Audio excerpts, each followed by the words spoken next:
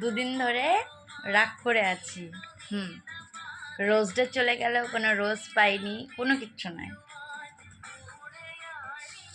দাদা আমি মামটাকে আমি তবে বাতাচ্ছি।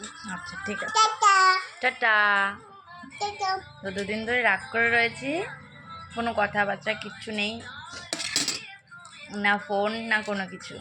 তো আজকে কি ডে? Propose day. হঠাৎ কালকে আমি আমার হোয়াটসঅ্যাপ স্ট্যাটাসে দিয়েছিলাম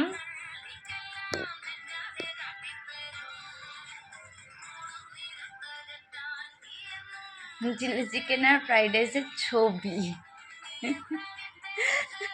তার জন্য ওই মানুষটা আজকে আমার জন্য নিয়ে এসছে চিলি চিকেন আর ফ্রাইড রাইস। তো আমি জিজ্ঞেস করছি কেন এনেছো, আমি তো বলিনি আনতে।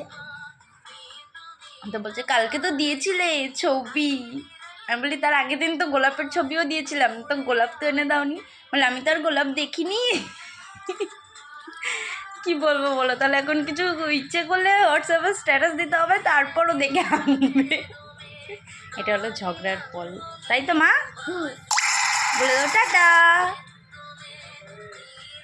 Good night.